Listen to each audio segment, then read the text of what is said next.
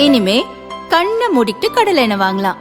ஏன்னா மந்த்ரா கடலை எண்ணெய் இதயத்தின் தயாரிப்பு. வறுக்க பொரிக்க ஏன் எல்லா சமையலுக்கும் மந்த்ரா தான். மந்த்ரா கடலை எண்ணெய், அபார ருசி, ஆரோக்கியமான உடல் நலம்.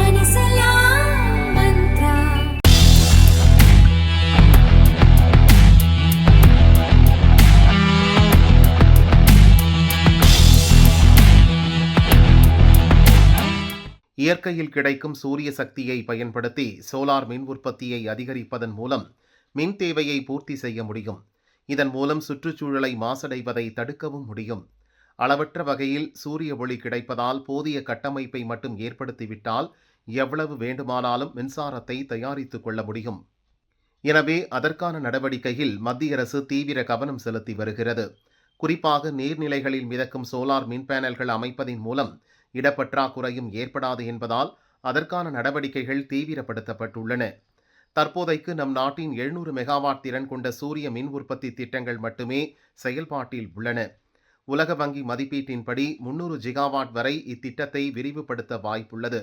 தேசிய சூரிய சக்தி நிறுவனமான நைஸ் மற்றும் ஐஐடி ரூர்கேலாவால் தயாரிக்கப்பட்ட திட்ட அறிக்கைகளின் அடிப்படையில் ஆலோசனை நடக்கிறது.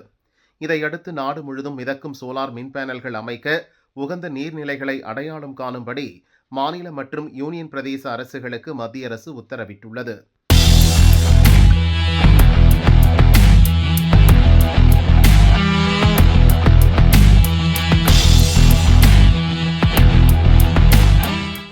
$2000 பேருக்கு வேலை. மதுரை வடபழஞ்சி எல்காட் தகவல் தொழில்நுட்ப பூங்காவில் 150 கோடி ரூபாயில் பின்னாக்கல் இன்ஃபோடெக் நிறுவனத்தின் 2வது திட்ட கட்டடத்தை முதல்வர் ஸ்டாலின் துவக்கி வைத்தார்.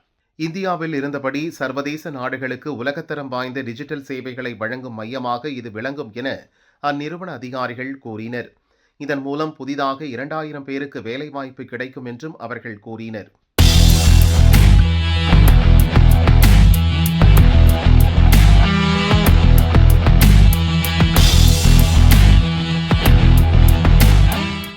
ரூபாய் 25,000 கோடி முதலீடு. ஏஐ சர்வதேச உச்சி மாநாடு சமீபத்தில் டெல்லியில் நடந்தது. இதில் இந்தியா உட்பட பல்வேறு நாடுகளின் நிறுவன தலைவர்கள், தொழில்நுட்ப வல்லுநர்கள் பங்கேற்றனர். பல நிறுவனங்கள் ஏஐ துறையில் முதலீடு செய்வதாக அறிவித்துள்ளன.